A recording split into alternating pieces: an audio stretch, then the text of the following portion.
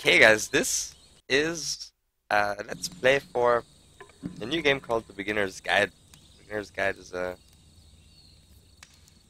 a 1.5 hour affair, maybe less, maybe more, of you doing something to do with how video games are made, the thought process behind the philosophy behind it. So, let's not dilly-dally any further, let's just begin the game.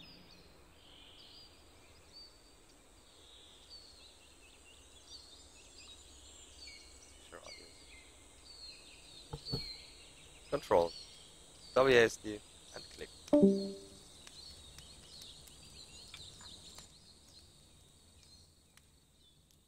Hi there. Thank you very much for playing The Beginner's Guide. Yo. My name is Davey Reedon. I wrote The Stanley Parable, and while that game tells a pretty absurd story, today I'm going to tell you about a series of events that happened between 2008 and 2011. We're going to look at the games made by a friend of mine named Coda.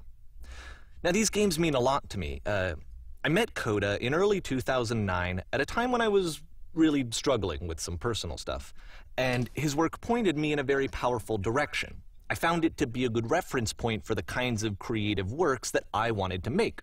So just to start you off, this is, I think, the first game he ever made. It's a level for Counter-Strike. You can walk around here, by the way. And mostly it's just Coda learning the basics of building a 3D environment. But what I like is that even though he starts from the simple aesthetic of a desert town, he then scatters these colorful abstract blobs and impossible floating crates around the level. And of course, it destroys the illusion that this actually is a desert town, and instead this level becomes a kind of calling card from its creator. It's like a reminder that this video game was constructed by a real person. And it kind of makes you wonder, what was going through his head as he was building this? This is what I like about all of Coda's games.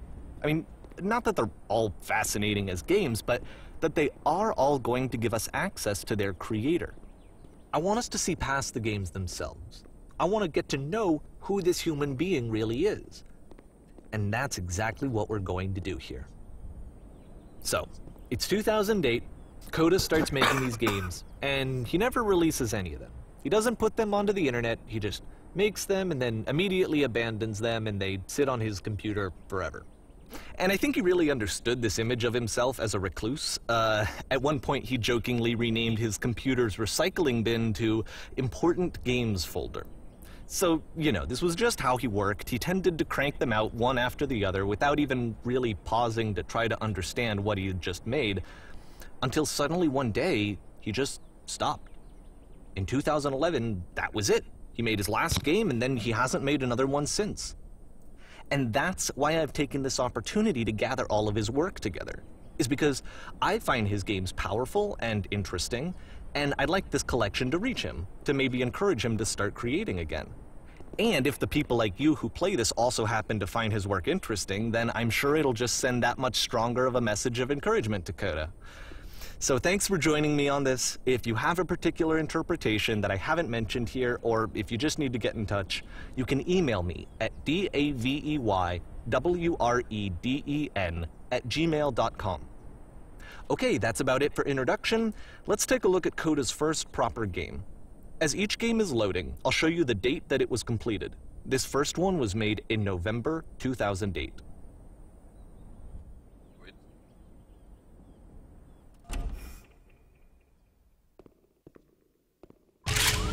Warning. Whisper machine active. Shift destruction imminent. This game is called Escape from Whisper, and it's one of the more generic games you'll see from Coda.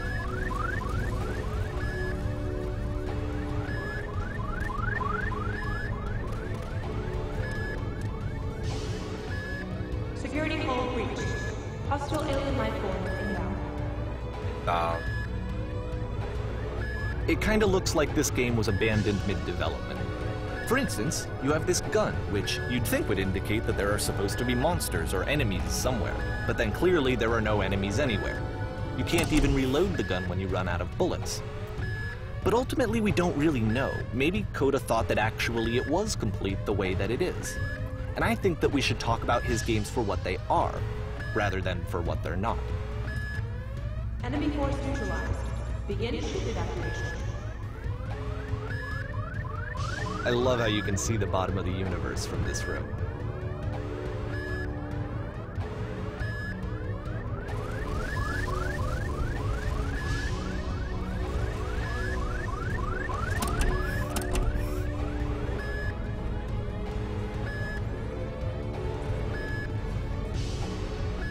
Apparently, this space station has a labyrinth on it. Sure, I don't know. There's really no reason for it that I've ever been able to discern, so in the interest of time, I'm just gonna skip you on past it. Yeah. Okay, Awesome. this is the part that's interesting. The game has this narrative about the whisper machine and how it has to be turned off, and then you get to the engine room.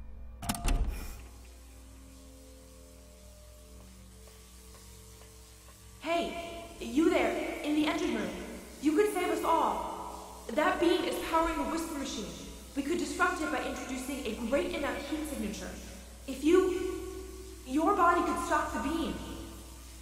It's so much to ask, but for all of our lives, would you do it?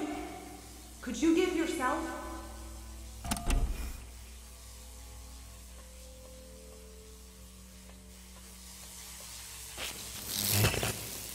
Let me pause here for a second. What you just experienced, stepping into the beam and then dying, is probably what Coda had initially intended when he was developing this level. But when he first compiles and plays it, something goes wrong. There's a bug somewhere. And this is what happens instead.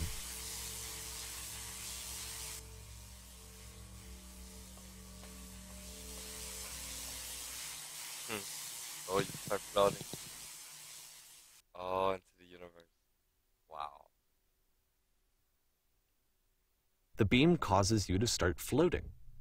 And this is an important moment for him. Because yes, this is technically a glitch, but Coda identifies something human about it, like how small it makes you feel in the face of this larger chaotic system. Or this floating could be the afterlife, a peaceful place, juxtaposed against all of the hysteria that you've just had to traverse.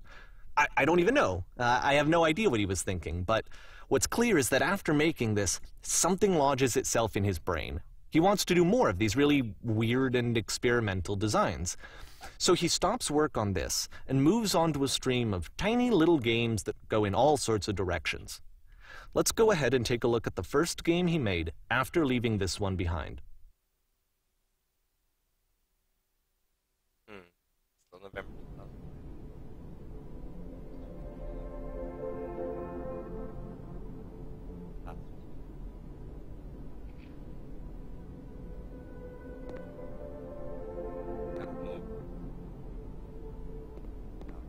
Yep, in this game you can only walk backwards.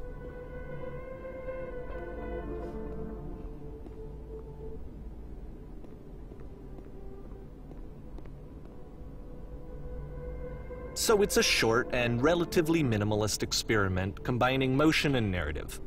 It is less advanced than the previous game, but actually it seems to be more focused, more complete.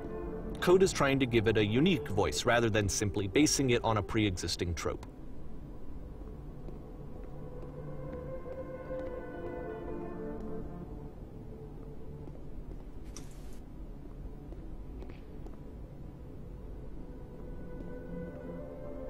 It's a short little thought, it says what it wants to say, and then it ends. Didn't need anything more than that. Which to me is why it works, because it gets out quick. Okay, next one.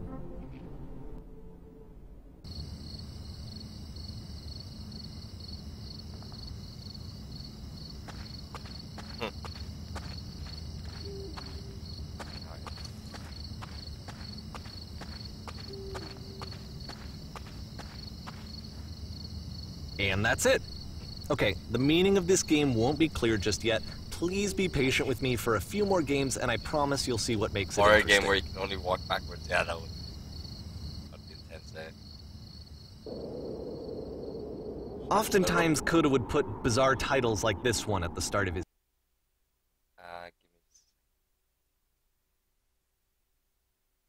these early games. He would really only talk to me about his work as he was making it. Once he stopped work on a game, like That was it. It was dead to him. And I don't agree with that at all, but what are you gonna do?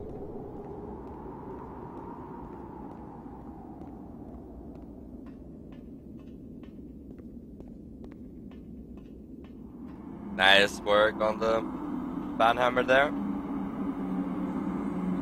Taking over Universalis. Oh, it's stopping. Once you've been slowed to an absolute crawl, the door at the top of the stairs opens. So why, if Coda's not showing these games to anyone, why bother opening the door at all? Well, to show you, I'm modifying the game here so that when you press enter, it'll bring you back up to full speed so you can enter the door for yourself.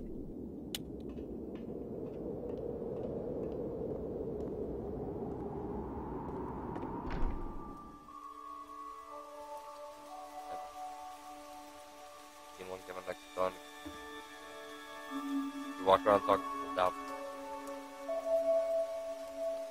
A room that's warm and nice and filled with little ideas for games. Stand on X staring at there.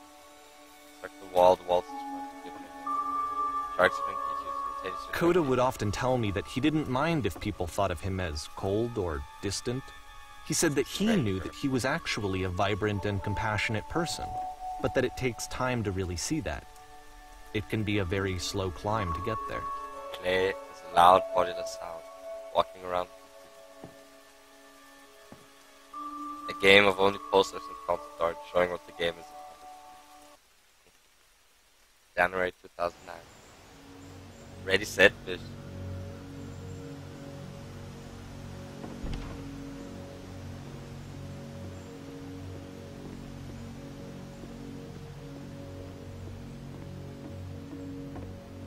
Or well, this is new for Coda. It's an actual puzzle. Go ahead and see if you can solve it.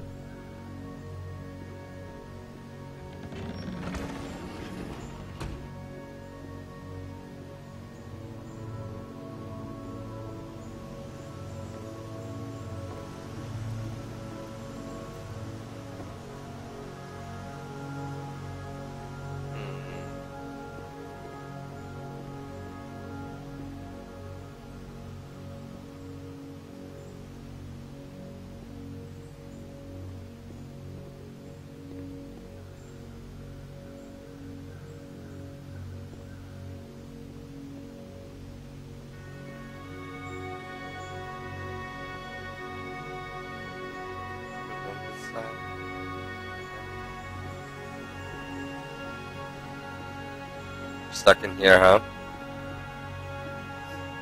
Can't press enter. It's gonna get us out of here soon. Close it again.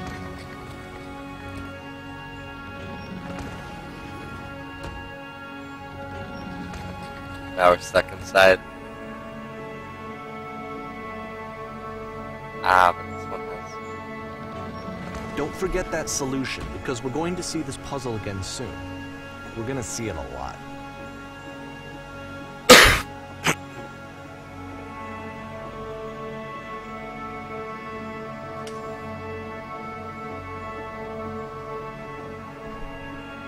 So that seems to be it, right? You walk down a corridor, you solve a puzzle, you get to the end. Simple enough. Alright, now I'm going to modify the game again, so that when you press enter, it'll remove all of the walls from this room. Wow.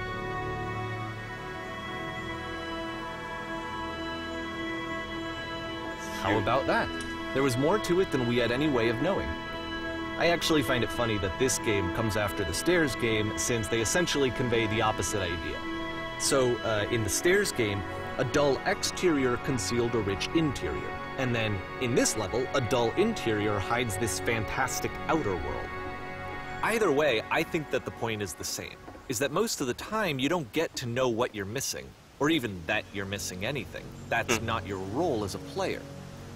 So if your role here is not to understand, then what is it?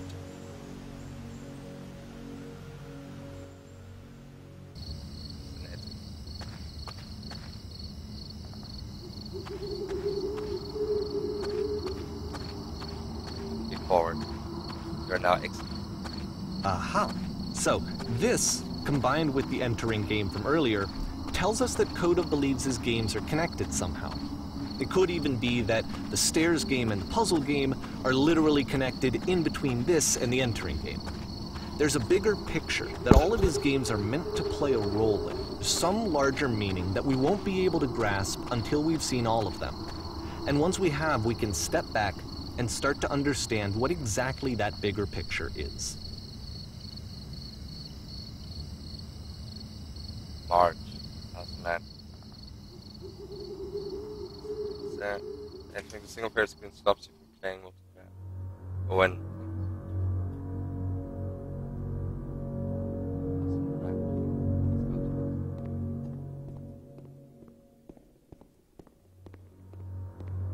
Let's talk about video game development for a second. Every video game runs on what's called an engine, which determines what the game can and cannot do. So in other words, the engine is a set of tools for game development. To make all of these games, Coda is using an engine called Source. Like all engines, Source has certain things that it does well, and it has certain things that it does poorly. One of the things that it does very well is boxy linear corridors. That's why so many of Coda's games are set in these large, flat, empty rooms, is just because he's working with what the engine does well. The tools available to the creator shape what kinds of creative work they're going to end up making. You might consider paying attention to the architecture in Coda's games to notice how they seem to stem from an engine that's very good at producing linear, boxy corridors. It's just awesome.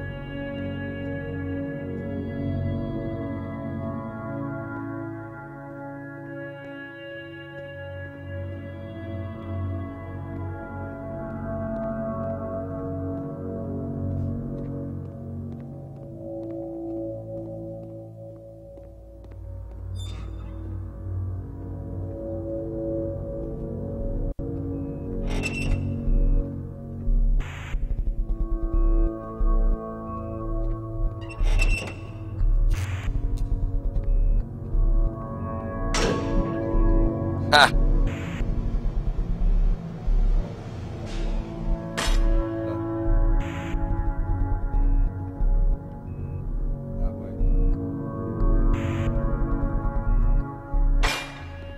This prison, funny enough, in Coda's original design, the doors stayed shut for a full hour before letting you go. Ha!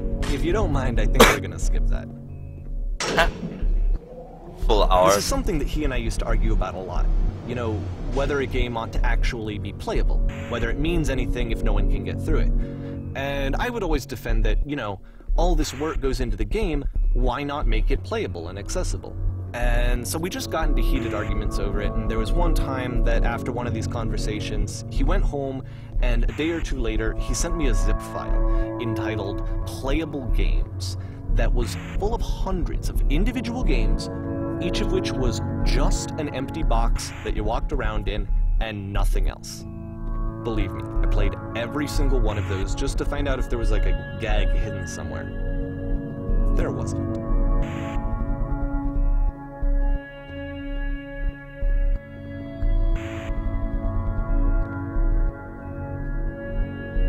Who's Coda?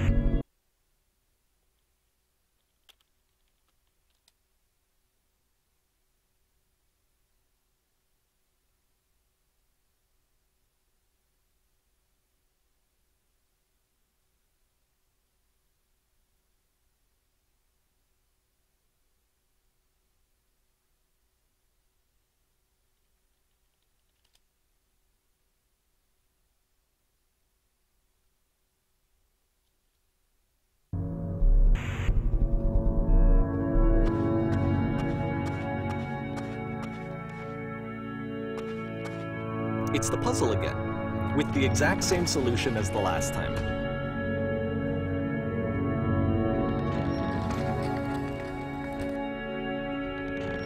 There's still no clear indication of what makes this puzzle so special that Coda is going to return to it over and over. But I promise I'll share with you my interpretation very shortly.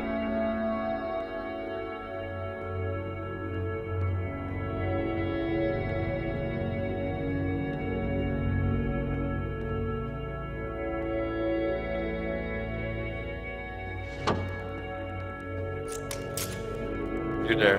Come from up above? Here, Coda begins Something. using a kind of dialogue system that he fashioned out of the engine's chat capabilities.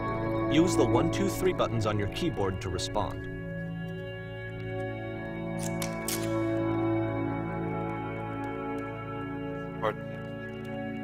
Door. Yes.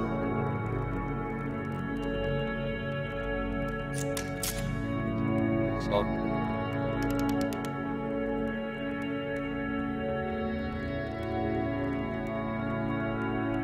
You can't.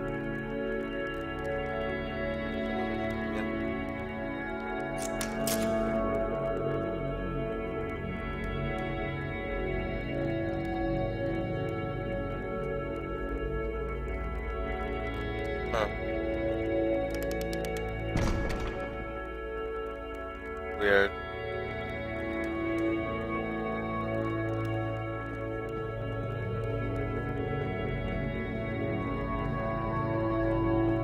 Another room. It's like I know how to get.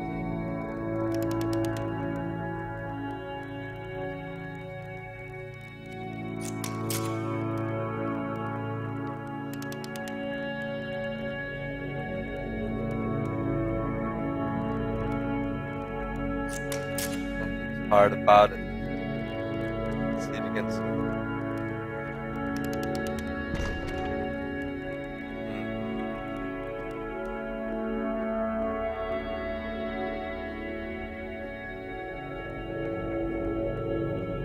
And so we make one last descent down to the final floor of the level.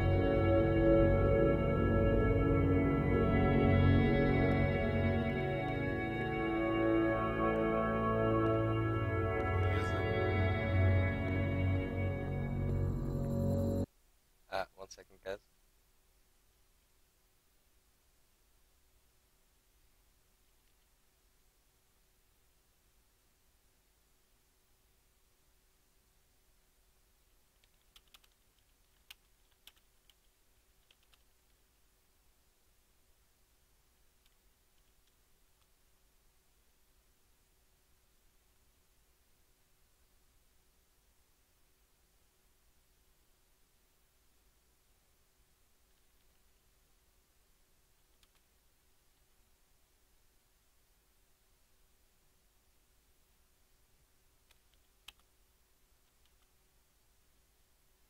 Give me just a second, guys.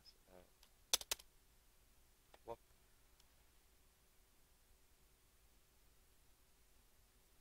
Okay, we're back with the beginner's guide. Learn more. Okay, what's with It's a lamppost.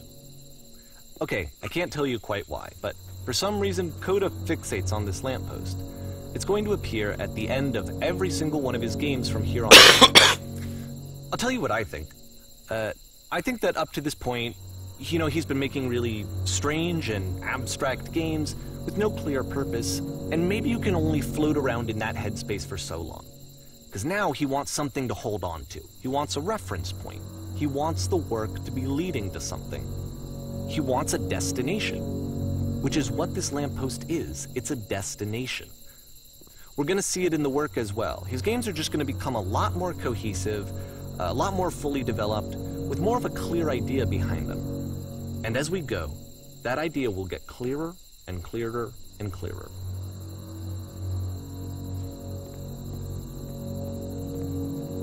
Black.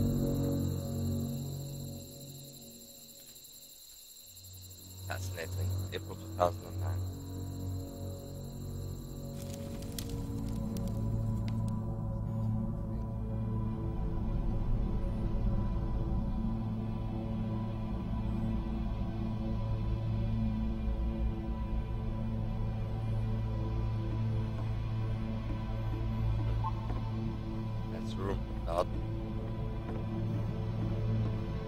So first off, I'm sure you can deduce this, but this game is not connected to the internet. All of the notes that you're going to see have been written by Coda. This was actually the first game of his that I ever played. This was shortly after I met him at a weekend game jam in Sacramento, where I grew up. I saw him working on this very level, and it was just so different from anything that anyone else was doing. So right away I was like, I have to be friends with this person. In retrospect, I think I was probably a bit too pushy trying to get his attention. I was over-enthusiastic. But he was very gracious about it and very patient with me. And I cooled off eventually. Oh, feel free to skip over any of these notes if they're not doing anything for you. Nothing extra is going to happen if you read all of them. Either way, to me they convey a sense of loneliness. I see this person who's filled with thoughts and feelings and beliefs and has no way to express them except as scattered and unheard voices in a game that wasn't meant to be played.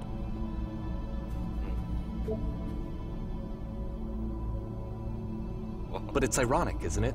That in playing this game and seeing how alone Coda often felt, that we get to know him better and actually kind of connect with him. And I have to be honest with you, this idea is really seductive to me. That I could just play someone's game and see the voices in their head and get to know them better and have to do less of the messy in-person socializing. I could just get to know you through your work. I think this is why I always liked Coda's games so much, is because it felt like they let me have that connection. I felt as though he was inviting me personally into his world. And then I feel less lonely too.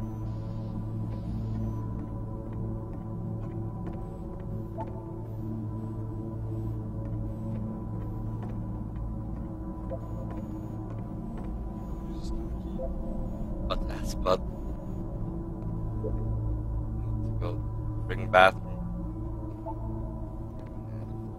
Notice me sometime. Don't listen to that guy. Pretty shirt.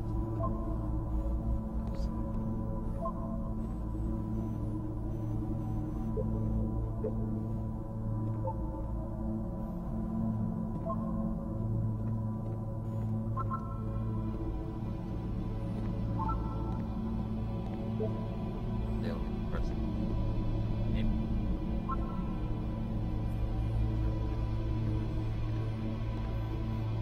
Yeah.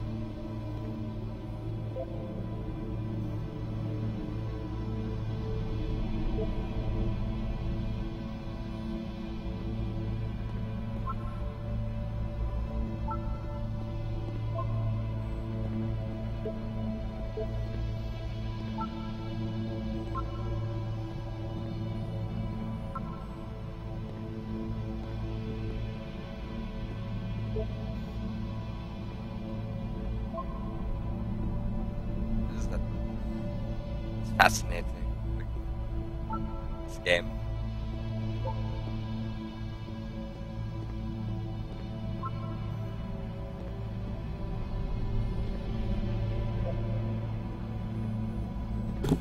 Someone to talk.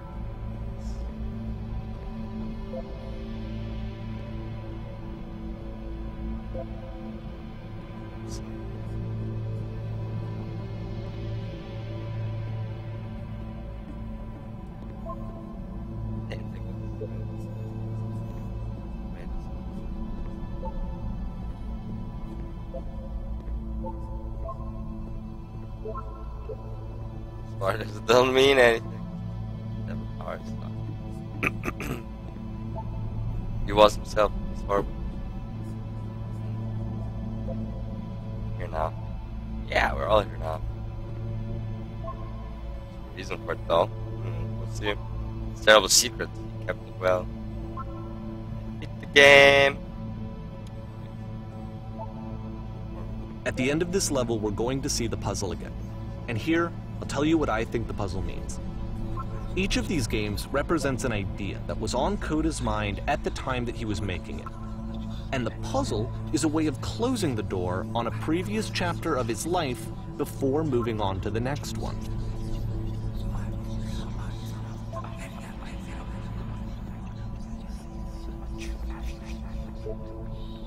In each of his games, after exploring a theme that, he might find difficult, Coda can then place this puzzle that he knows has a reliable solution, he understands exactly how it works, and so it gives him a simple mechanism for moving on.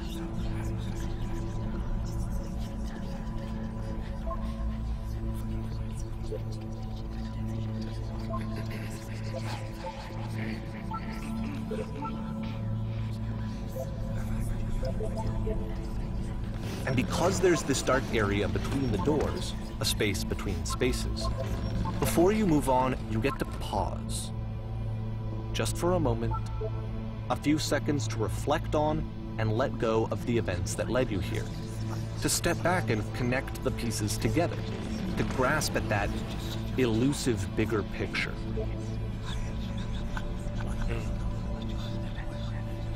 How is it when pieces of 8S? Fascinating. Completely enthralling. How did you know? A typewriter, a giant one. Many typewriters.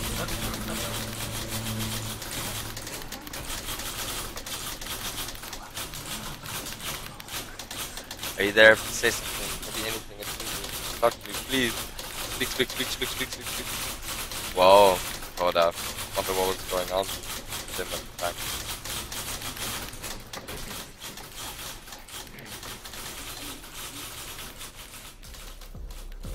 Porn stars died. Okay, this one is tough. It's gonna kinda just spin its own wheels for a few minutes. Hang with it.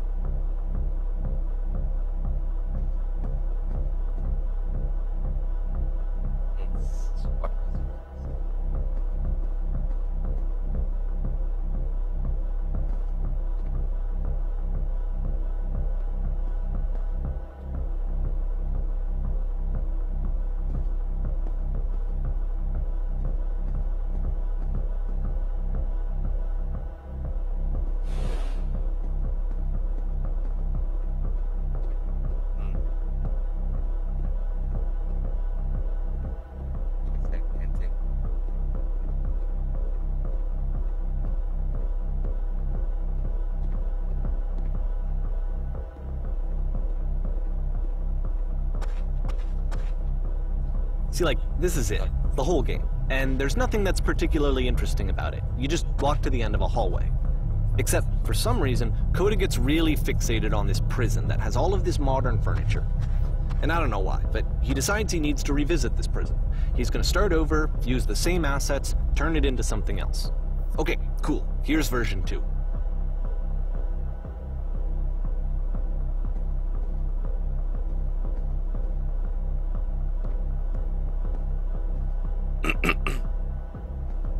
How about its view of surround sound?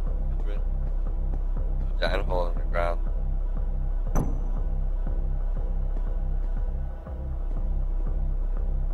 Wall. 10 stoves, that's pretty random. Yeah. Don't know what he was smoking.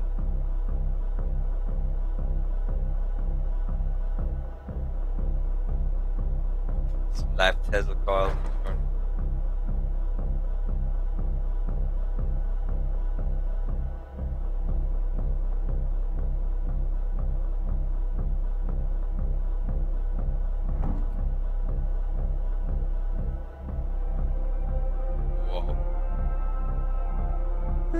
There's a bit more to this one, but still it's not really communicating anything. It's kind of just weird for weirdness' sake.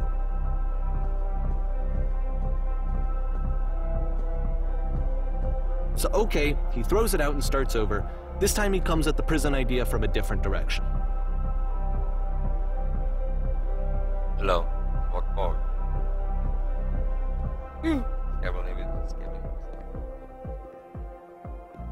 Okay, what?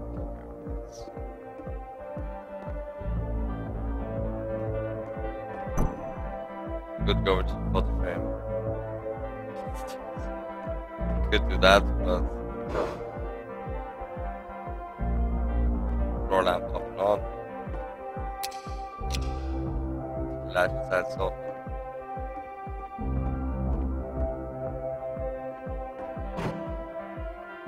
And you touch the shelves. There you go. That's it. The real prison escape will now return to the start. That's strange.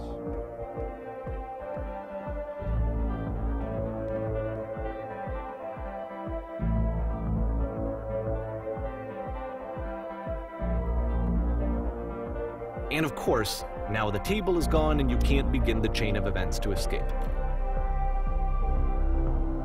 Here's a version where there are no bars, but you can't actually get to the well. And then a version where the inside of the prison is the outside and the outside is the inside. Let me just blink you real quick through a few more of these. I mean, he really unloaded on this prison idea. There's nearly a dozen of them. Personally, I think it's awful to watch this, to see a person basically unraveling through their work. And for what? Like, at what point do you just go, maybe there are game ideas other than this prison that I could be working on? But Coda doesn't have that voice telling you to stop, that particular mechanism of defense against yourself. Without it, you just spiral. And so he keeps going and going and going and going and going, and then he hits on something. And he likes it. And that's it. He's done. He stops making prisons. This is the very last version of the prison game that he created. And the reason I think it works is that the prison is not actually in it. Beautiful.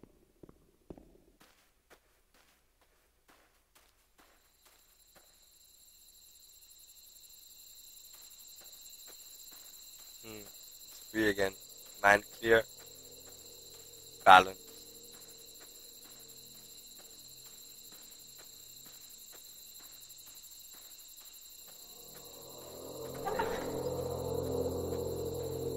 Bones.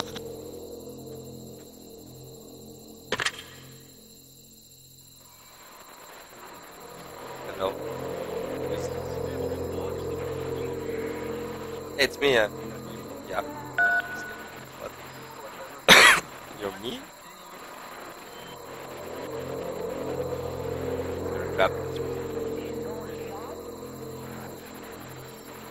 It's a conversation. And so this is what Coda wants, is to be able to talk to someone, to share what's on his mind, and to get some good advice from someone who knows. But the irony is that even in this scenario, you're still talking to yourself. You know, all of these games so far are Coda talking to himself. Well done, Big Ben, on the floor. Feeling different.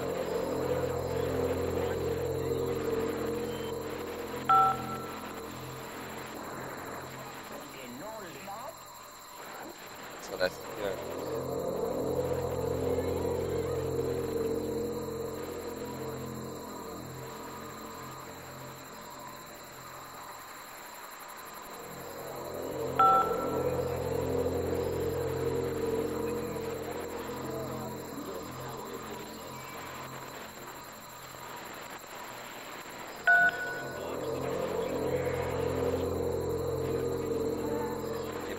Fine. Get out. Get out. Let's talk. Get out.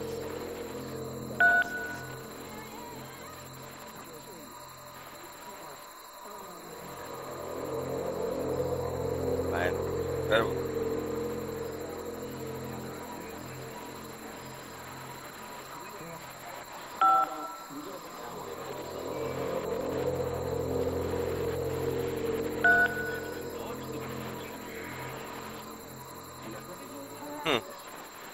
I can see why he considers this a fitting conclusion to the prison games.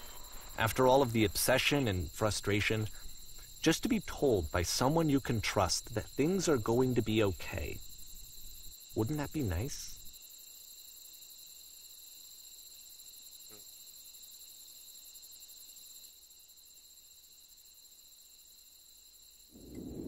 So what would it look like if Coda wanted to make a game about talking to someone other than himself?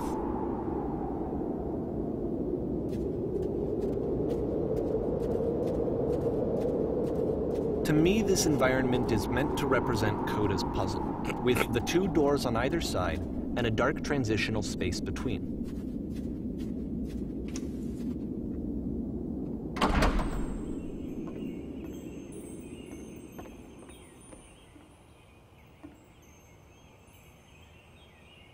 Thought I might be. Clean this house up, so no one knows, no one's hands, but lousy home. you'll notice that the quality of the art is a step up from previous games, including this new and improved chat system, which he started using from this point on. From here on out, he begins putting much more effort into the visual polish of his work, and this particular game took 2 months to create as a result.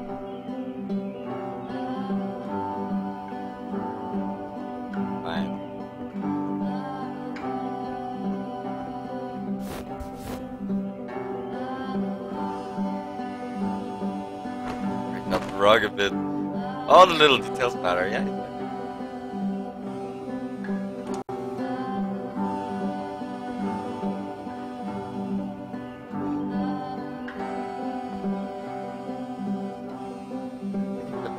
It's clean. It's everything red. When pillows on the couch are coming straight.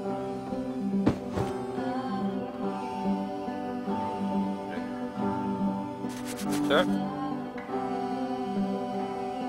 You'll help to share an incredible cheesy person inside. You okay with that? Make it especially cheesy.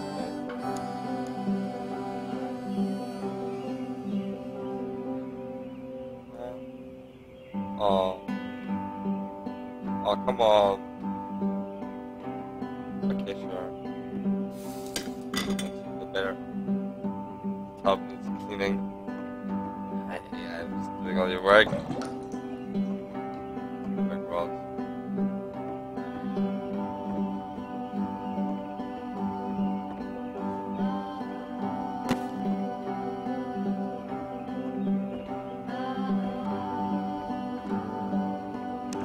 After the intense set of prison games, this house cleaning level almost feels like cleansing. It's the moment after a particularly difficult or traumatic experience where you just need to let it sit and digest inside of you, and eventually cohere into something meaningful.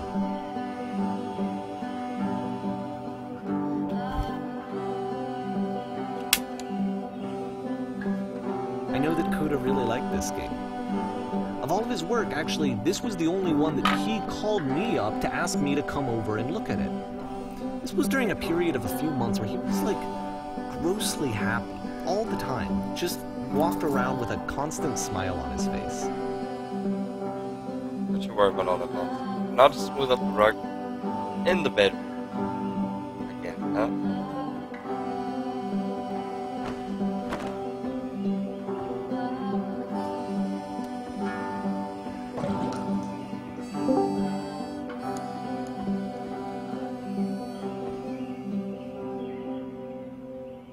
One's house is not like one's soul. Take care of it, and it takes care of you. I don't know why I felt so weird about saying it. I get it. It's a weird thing to say to someone you just met. Anyway, so housekeeping. Let's keep it books. Please come. Ah, as you wish. Take it for granted, man. Pillows. I'm glad he made this. I'm glad he found some peace.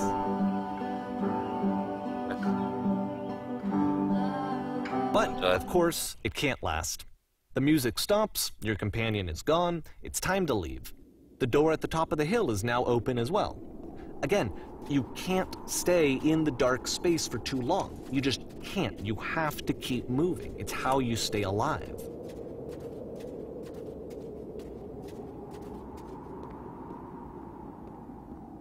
And the lamp. Which is the whole point of the puzzle doors, right? That sooner or later you have to pick up and move. I really thought that was the point of it.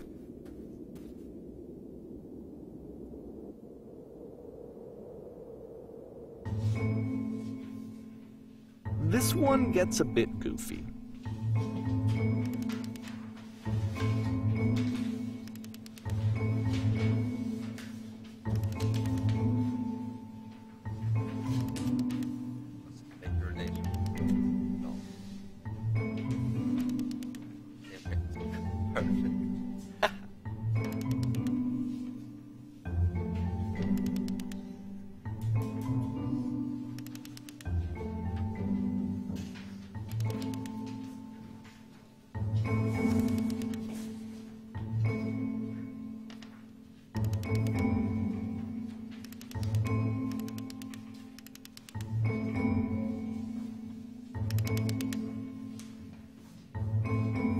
is within your grasp, apparently.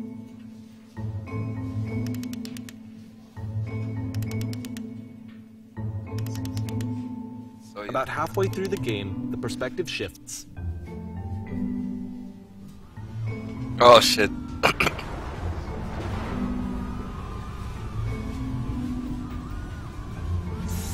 And you play as the teacher. And suddenly, you discover that your teacher is just as bigoted and afraid as you are. Oh, and also you can move around the classroom now.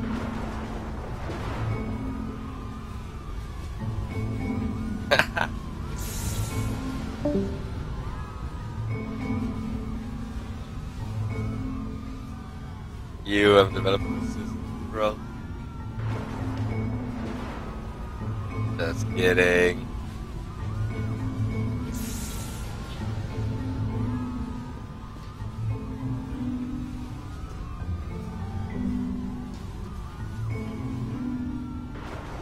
It's coming up.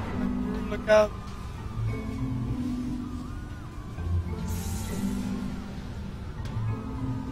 I fell pretty hard for this one. I feel like it's one of the most relatable experiences that you can have. To assume that some other person is perfect and totally fulfilled in every way, and completely miss all of the little flaws that make them painfully human. I think about this game a lot these days.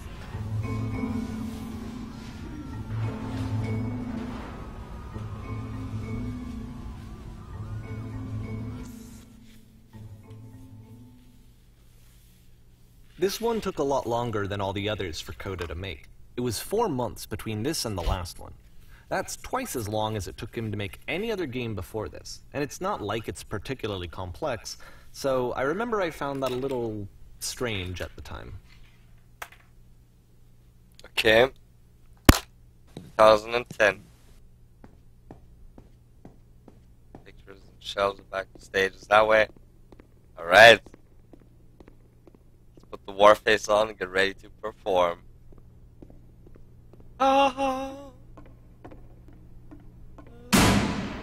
Sick.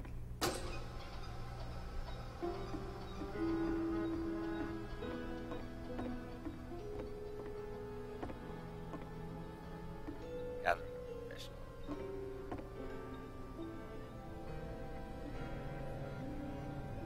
Healing against this one.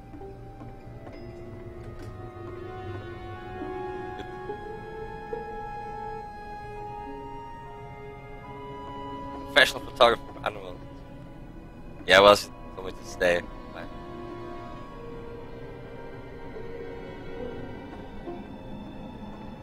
Hello. She's happy. Hello? That's it?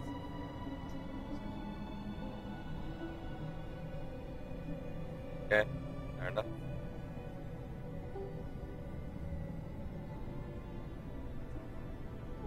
I like you.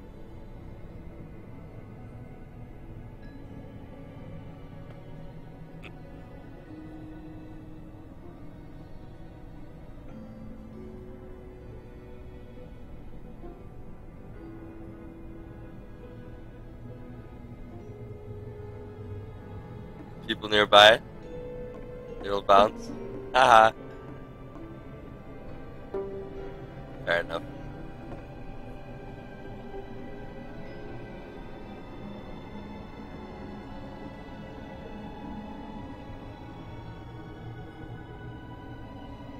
You're messing it up. There's no right answer. If you guess that personal too quickly.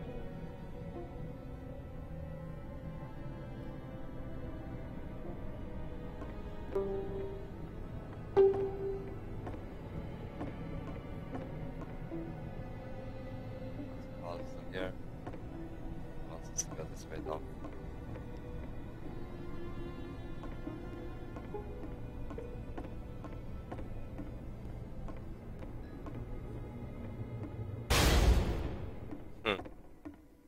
Sick. No second chance. The game ends with this eerie premonition of what's going to happen next in Coda's life. The solution, social anxiety, to fears of having to perform and having to chase success, the answer for Coda is to withdraw, to hide himself away. Which is what leads to scenarios like the stairs that slowed you down several games ago, where it just becomes harder and harder to access Coda's inner landscape because he keeps retreating. He just keeps backing away from possible connections to anyone other than himself. And to be honest, I didn't consider it very healthy when I first played this game. You know, it looked to me like he was trying to justify the idea of just disconnecting yourself from the world. And that wasn't what I wanted for him or for his games. Because I feel like a lot of his games are inviting me to connect with this person, to bring him closer. But what can you do? After this, Coda went off and took another 5 months to make a new game.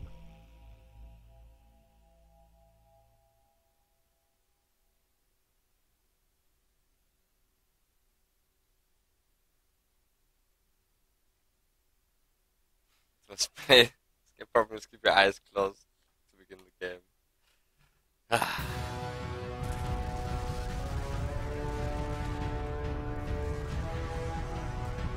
Well, you know, only one way to. So I guess if I wouldn't have moved the mouse, maybe after some time we would have spoken. Star Trek console. Loving it. L cards. Collision course! What's going on? Reset. You should probably open your eyes if you haven't already. It's pretty much impossible to solve otherwise. And there is a solution, by the way. Fine.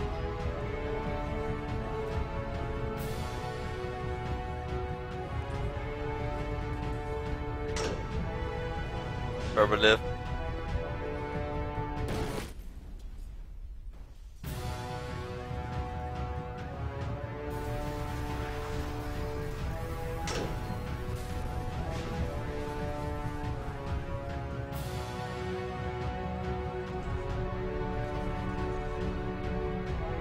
First. That is a pretty cool. Well, what do you think it is?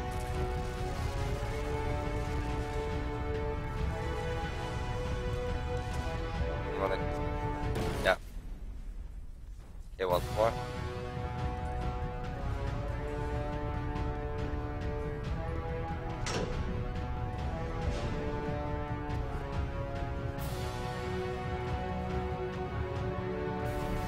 To a cat effect.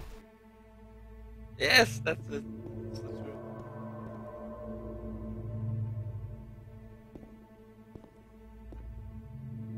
Like I said, I was getting concerned. First off, he's never been this explicit in his work about exactly what he's thinking. So where's that coming from? But then even weirder, his work has potentially stopped being an outlet for him. Not like he's having trouble iterating on ideas, but he literally just can't think of new ideas anymore. And in person, he was being a lot more distant than usual. Like, you know how sometimes a person will just deflect anything that you say in order to keep themselves disconnected all the time? It was that kind of thing. Here was the point in my relationship with Coda where I really started to wonder if he needed my help in some way. His games are going to get more desperate from here on out. After this game, it's almost 6 months before he finishes something new.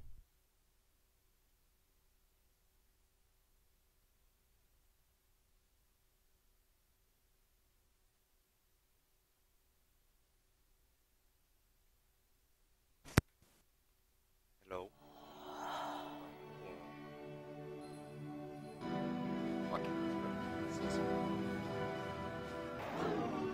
no.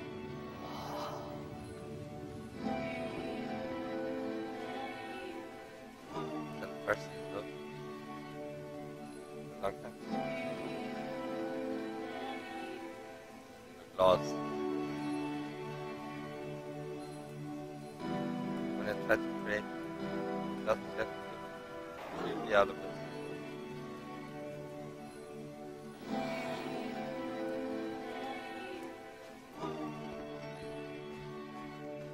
No. What's happened? Did something change? There was a machine that kept going. So I'm trying to find this engine that used to protect me. started again.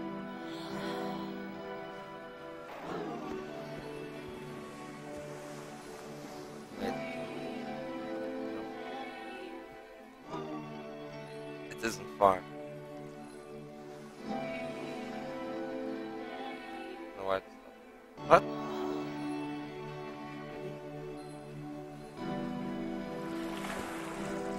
It's on water.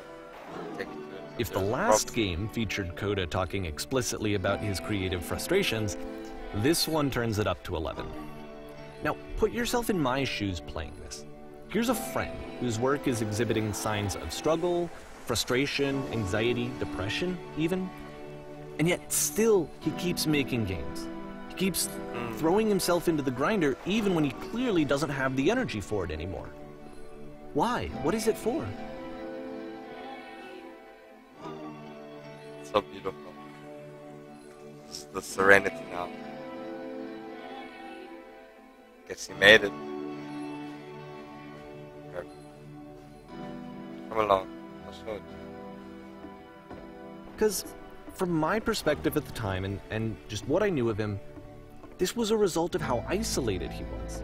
He was in his own little bubble, just sitting at his computer all day, not really showing these games to anyone, not releasing them onto the internet, and so he didn't have anyone outside of himself to connect with. He had no outlet to ground himself on.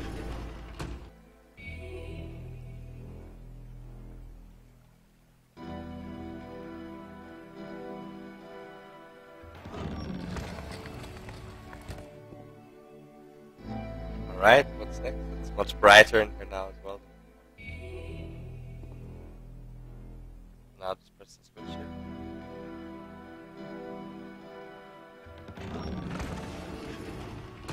Haha, that was so simple. You can't talk yourself out of loneliness. It doesn't work that way. You can't be the one writing both the questions and the answers. Then there's no movement. Then there's no circulation. If all of your anxieties are being channeled into your work, then if the work ever fails, you have no backup and you're just going to crash. Amazing. Yeah, there's a lot of truth to this. It's pretty fantastic.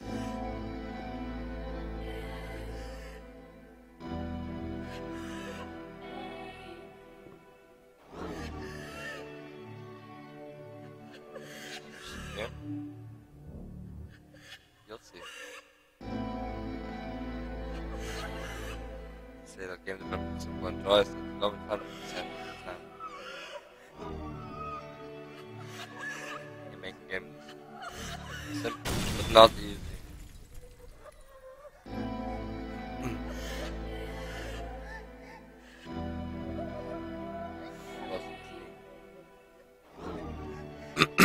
Just keep talking, keep saying the creation. But it's not always easy. Sometimes make games, constantly excited, just for more. It never stops being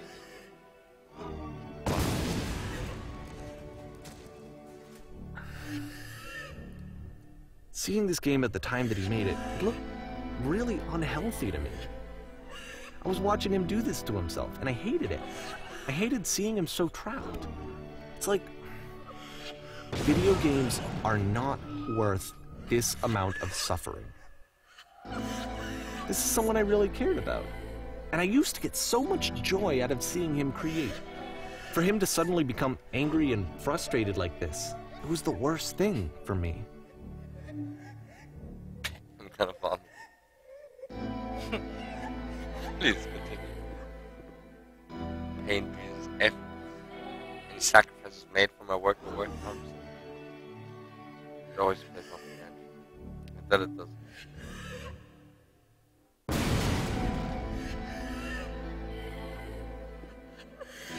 I don't know. This is what I felt at the time. I don't know how else to explain it. There's no shame. I wanted it to stop more than anything. I had never felt so rotten. I needed more than I had ever needed anything for this to stop. I'm free. Free. yet again. There's a crying girl. Something has gone wrong. That's all. But it didn't stop. After finishing this one, Coda takes another 7 months and comes up with a new game.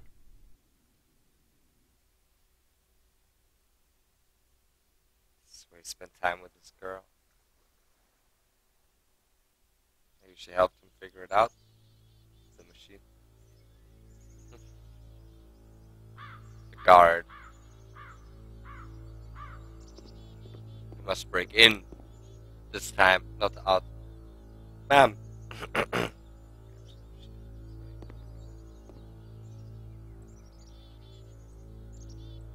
I intend to be rude.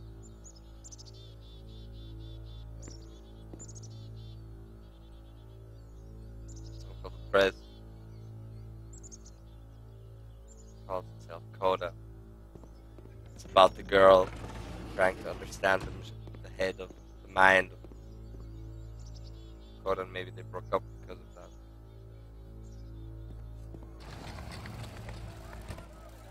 What will you do with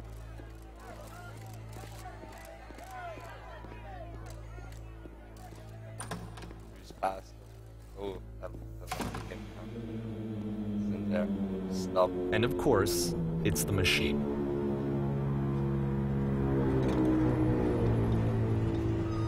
There's work. It's people out there. Maybe she managed to restart it. Guard said, ma'am. People out there. Magical game. Any of us. Good lost the back.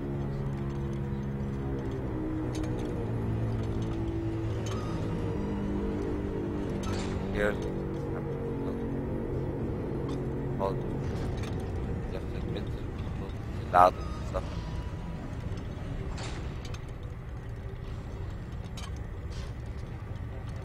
Apologize. Coda leave.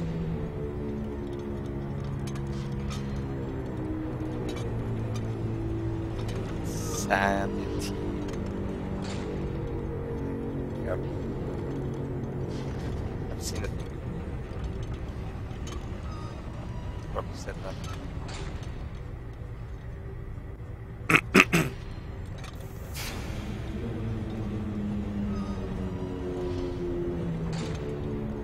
Alright, and I'll apologize to the people on your behalf. What?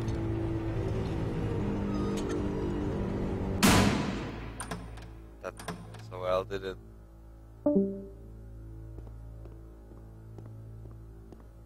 And...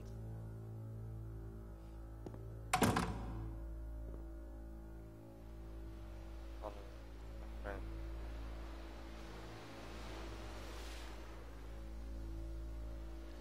In this case, it's his followers, I think, calls me ZeroOoC.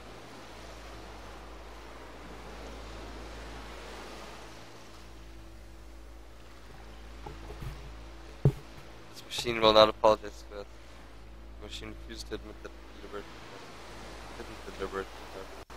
Sure. We are strong and find a way to live without it. We do not need its game. What we do, let us pay its retribution and show us that we're not failures. Ah, this is so strange. Follow me, we'll try everything. Oh god.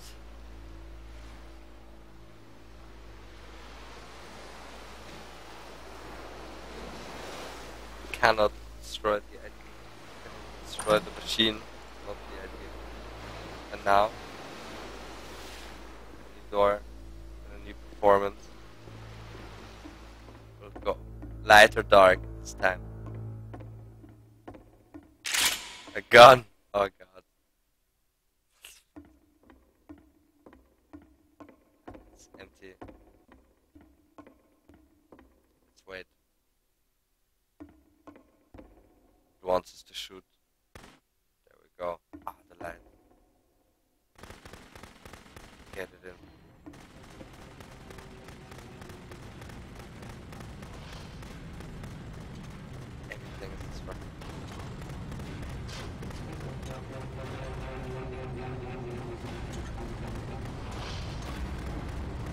want us to destroy everything now.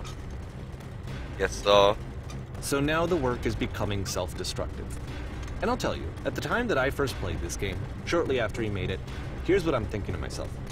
I'm thinking that code is stuck in his own head, and that it's having a very negative effect on him, and that all he needs to do is just start showing his work to people, to get some actual feedback on his games.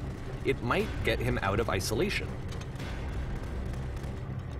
And so, as I'm thinking this, I realize that I could be the one to initiate it.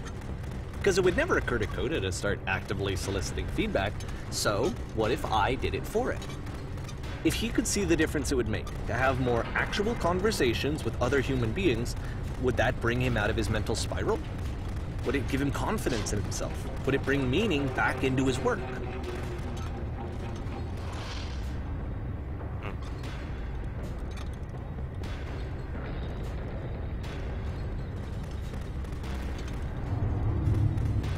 So I started showing Coda's work to people. I took this one, and the islands which you just played, the theater, the notes, the house cleaning game, and some of the prison escape games. I brought them to people that I knew and trusted. I asked their opinions. And the great part is that they really loved his games. You know, the point of it all was just to give him some external reference point, but they genuinely loved his work. There was nothing for him to be afraid of.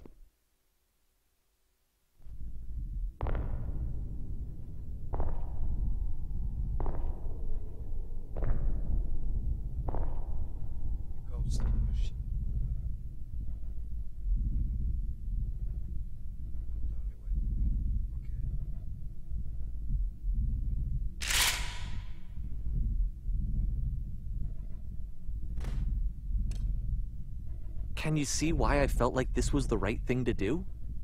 Because it's the thing that I always feel like I need, to be told that my work is good, that I am good. When someone really connects with a thing that I've made, when they see themselves purely in my work, there's nothing that feels better. And I got to give that very same feeling to my friend. I did something... I really felt like I'd done something good, like I was a good person. I felt like there was a friend who was in trouble and was unhappy and maybe didn't like themselves, and I could fix it. If I could give him this gift, maybe I could fix the problem. When they told me how much they enjoyed his games, it was the best feeling. It was the absolute best feeling. It made me feel so happy. So beautifully, beautifully happy.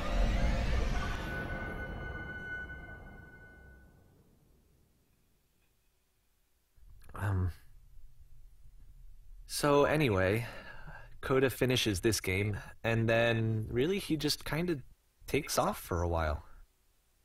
So this is June of 2011, and I didn't hear anything from him for several weeks, I guess. And so out of nowhere, one day I get an email, and it's got a private link to a new game of Coda's. This one is called The Tower, and to my knowledge, it's the last game that Coda ever made. So let's take a look.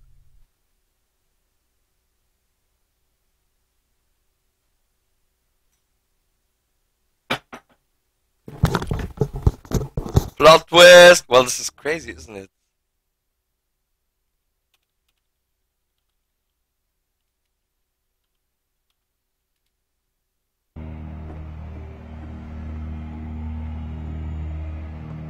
Back into the maze. And this is where I have trouble saying anything meaningful about Coda's work. Because more than anything else, the tower just feels distant. It feels like it's trying to distance itself from the world.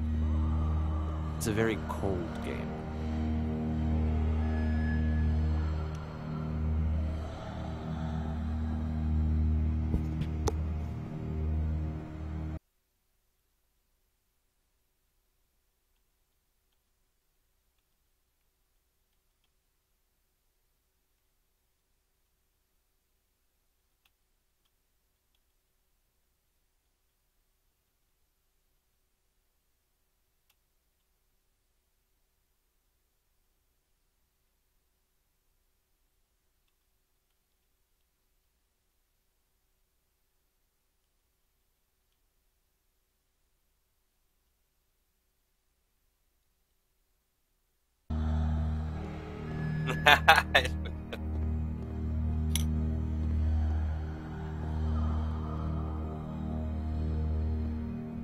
Movies. This room actually has a maze in it.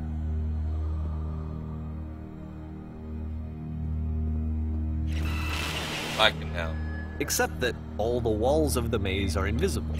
And then every time you touch one of the walls, there's this awful flashing and noise, so the experience is really miserable. The game goes beyond not being meant to be played, it actually seems to despise the player for trying to play it at all. Yeah. But I do want to show you the rest of the levels, so when you're ready to continue, press enter and I'll put a bridge over the maze. Nom nom nom. Narrator Coda. Hashtag conspiracy. And to be fair, it's not like this is the first game that's needed some modification to be playable. Like the house cleaning game. You know, that one used to actually loop the cleaning chores and you just cleaned a house forever. I had to cut it off so that you could exit the house and the game would actually end. But that game had an idea that it was actually trying to communicate. What's the deeper idea behind the invisible maze?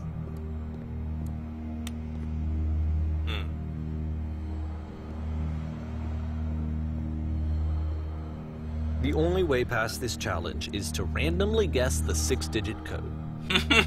Like the invisible maze, it's frustrating to me, because it's the opposite of everything else that Coda has made. It doesn't encourage thought or engagement. It doesn't ask anything of me, except a lot of my time. If I could have reached him during this time, then maybe I could have asked him, but I couldn't.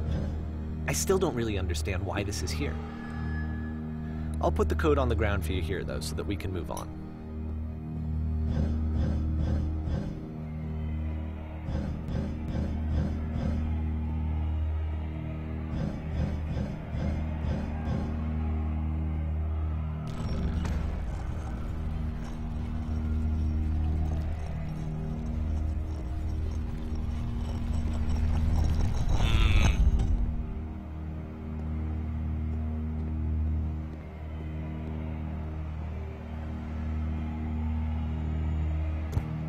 What is the Stanley Parable? What is it about? I've never played it. The ending. The switch to open this door is actually on the other side of the door, meaning that it's literally impossible to solve from this side. So even if you somehow brute forced your way through the first 2 challenges, and you got to this point, there's actually just no way to progress. And it's scary for me, the idea of Coda cutting himself off entirely, just saying, you know, that's it, that's the end of the conversation, not giving me any way to fix the problem. I feel like a failure, I guess, when I can't fix the problem. But I can open this door for you, so let me do that. Was I a failure for not understanding this game? I mean, I don't know why I would be. It's not like everything needs to have a solution, but I feel it somehow. I feel like I failed, and I don't understand why. I remember, it's June of 2011, I'm playing this for the very first time, and as I'm playing, I'm thinking to myself, I don't know this person. I have no idea who this person is. It wasn't the guy I knew, it wasn't my friend. I had come to so many conclusions from looking at all of his work up to this point, and then suddenly none of them...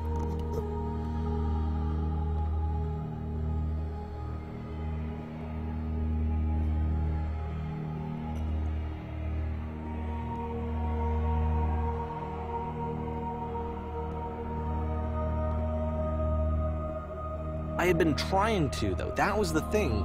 For years, I was trying to get to know him, to understand who he actually was and what he stood for.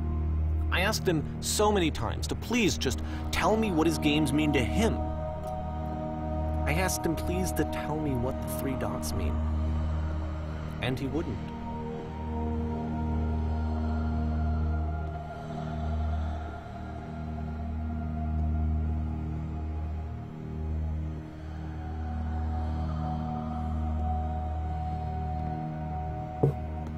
I just felt so strongly that if I could have connected with him, that if I could have somehow made his work my own, that I would finally be once and for all happy. It was that I needed to see myself in someone else. I needed to be someone other than me. But he stopped and left. And it felt somehow like I had failed.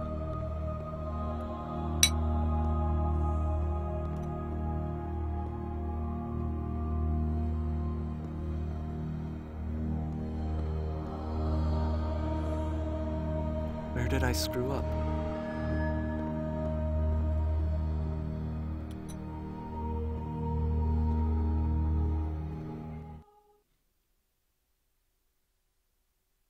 I'm the reason that you stopped making games, aren't I? Oh wow. It's because of what I did. I poisoned it for you.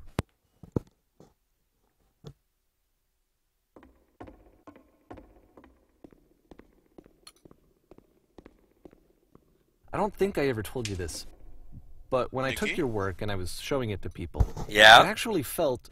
What are you up to now? I'm playing this game called The Beginner's Guide. It's really fascinating. It's like about the mind of like this game developer and another guy like telling you about it. Like just open the stream and just check it out for a moment, right? Will do in a sec. I'm just finishing a quest. Oh. Do you know this one game that really messes with you? It's called Stanley's Parable. Yes. It's made by the guys who made the Stanley Parable, or it's about the guy who made the Stanley Parable. Dude, and I think brain fuck. It's a total mindfuck. I think I'm almost at the end, so yeah. Check that out right now. Dude, I recommend.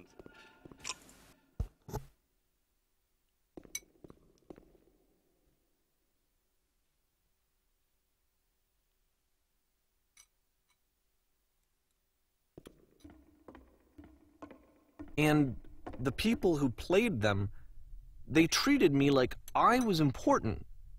They really listened and cared about what I had to say.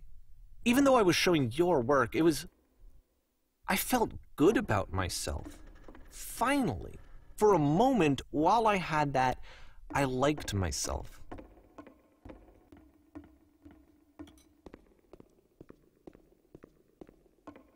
And then you stopped. And I didn't have anything left to show people. I just had to be with myself. And as soon as that happened, there was no feeling at all. Nothing. Less than nothing. What does that mean?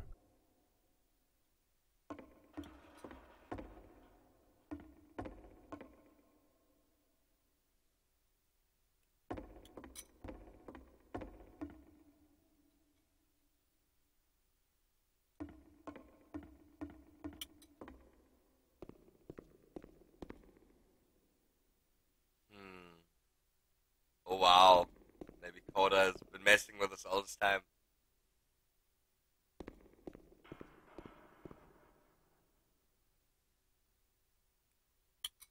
I'm afraid that I did something really stupid because I don't like myself.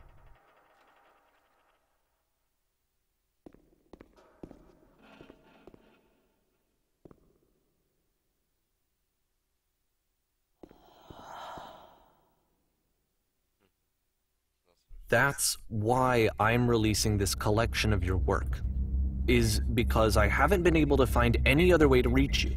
I've tried everything. And so a part of me has hope that if I put this compilation out into the world, and if I put my name on it, that maybe enough people will play it so that it'll find its way to you, so that I can tell you that I'm sorry. I know I screwed up. If I apologize to you truly and deeply, will you start making games again? Please, I need to feel okay with myself again. And I always felt okay as long as I had your work to see myself in. I mean, is something wrong with me? Because I know that I did an awful thing, and I'm doing it again right now. Like, I'm showing people your work, but I can't stop myself from doing it. That's how badly I need to feel something again, like I'm an addict. There has to be something wrong with me. Can I apologize? What if I tell you I was wrong? Will that work? Will that fix it? I don't know. I don't think it will, but there's nothing else that I can do. Just tell me what you want. I'm sorry. I'm sorry. Please, start making games again. Please help me. Please give me some of whatever it is that makes you complete. I want whatever that wholeness is that you just summoned out of nothing and you put into your work. You were complete in some way that I never was. I want to know I want to know how to be a good person. I want to know how not to hate myself. Please. The walls are coming. I'm fading, and all I want is to know that I'm going to be okay. This is a bit heavy, isn't it? Who'd have thunk? Who'd have thunk, people? So, how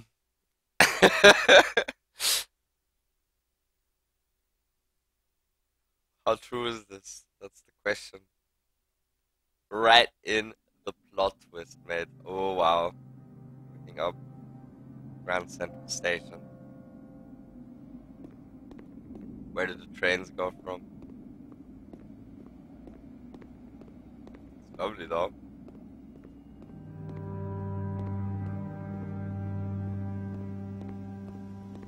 More love, more praise, more people telling me that I'm good. Always more. It's like a disease.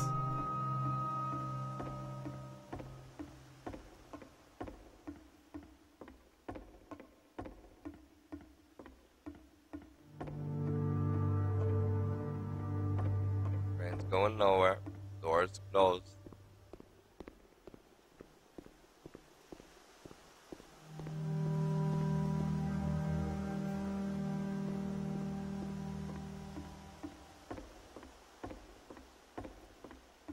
Door is open inside the tram. Ah, yeah, you're right. You're correct. Big Ben saw too.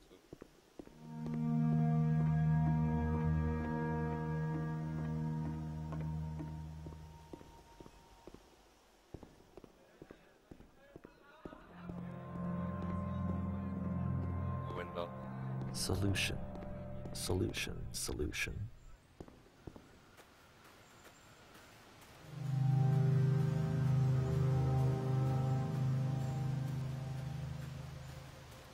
I guess if someone had told me ahead of time that he just really enjoyed making prison games, maybe I wouldn't have thought he was so desperate.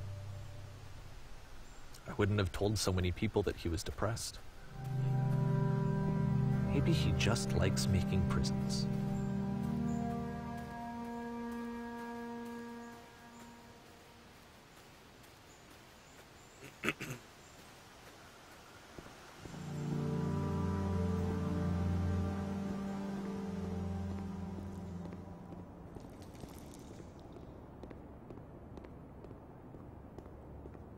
Even now, the disease is telling me to stop. Don't show people what a shitty person you are. They'll hate you.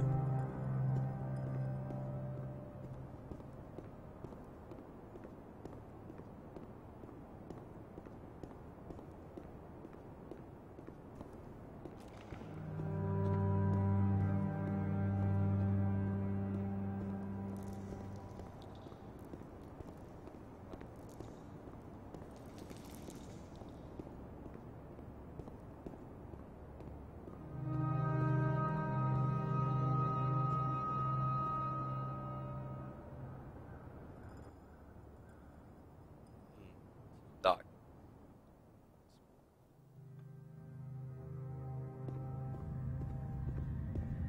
Set down world. Life.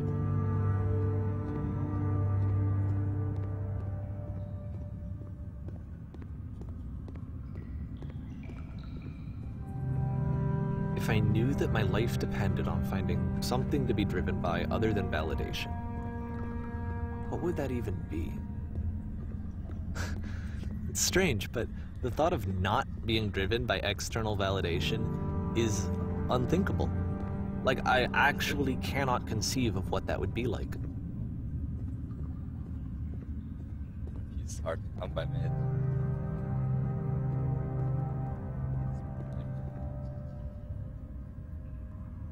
Big art in this game. Like, let's just talk to Victor. What's up with him? He's pissed. Oh man. Why is he pissed? What now? Ah.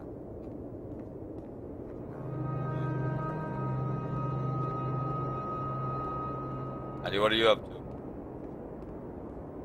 I think I need to go. And I'm sorry, because I know that I said that I would be here and I would walk you through this, but I'm starting to feel like I have a lot of work to do. I have a lot that I need to make up for, and so I'm just gonna...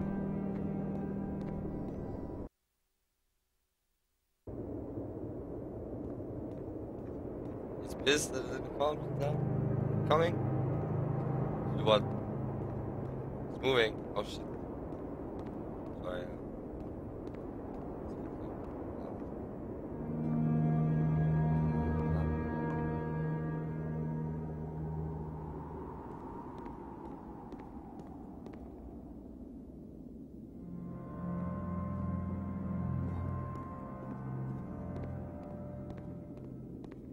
I need to check this out. It's insane.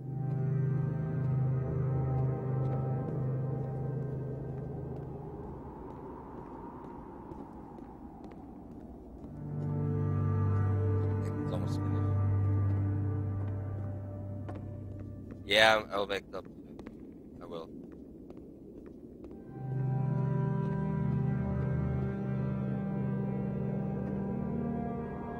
Go. And the walls coming down. Take the handle. Roger that. Right. What's this game? It's called Beginner's Guide. It's just like it's about 1.5 hours long, and I think we're almost at the end. And it's just insights into the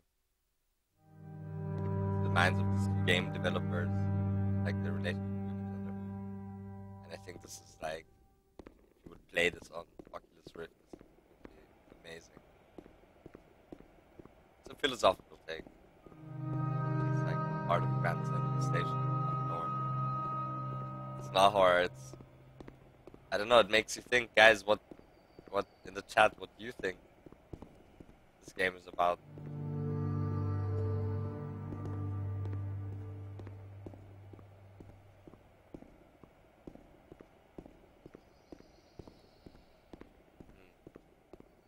Towards the light.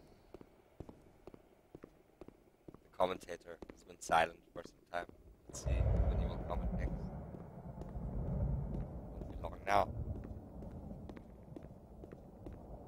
Just compels you to keep moving.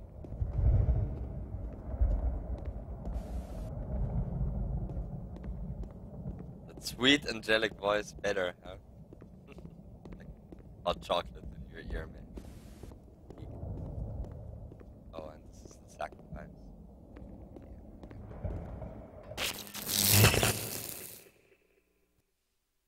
And we're floating up. Let's see if it will make sense now. Everything is black.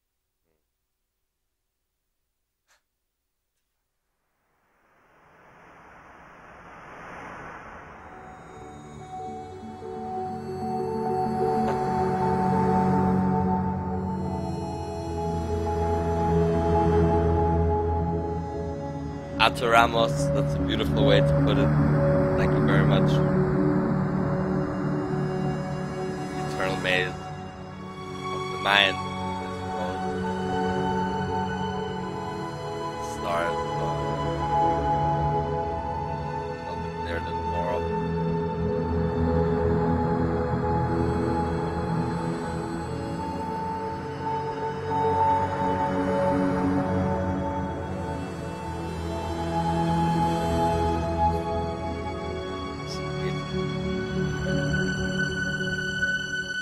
Well enough. See the maids is complicated.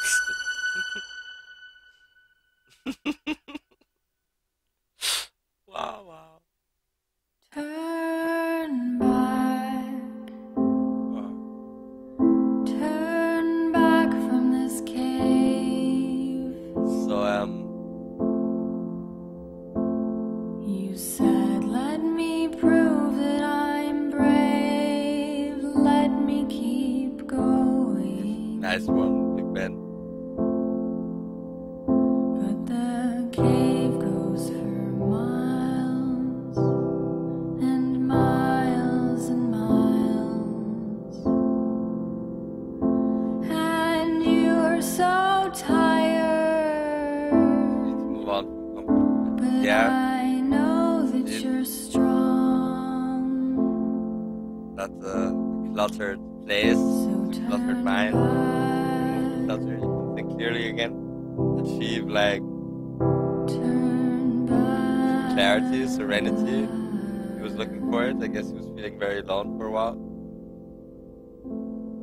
Then later, bipolar, fucking involved already. Well, so that was the beginner's guide. How do you say they're looking for me, man? Yeah. What did you think of that, people? That was,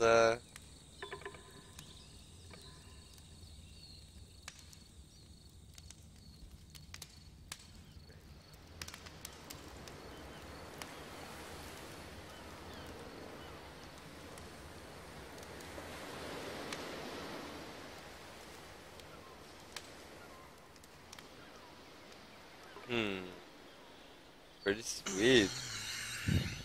David, what did you think of that? That's pretty trippy.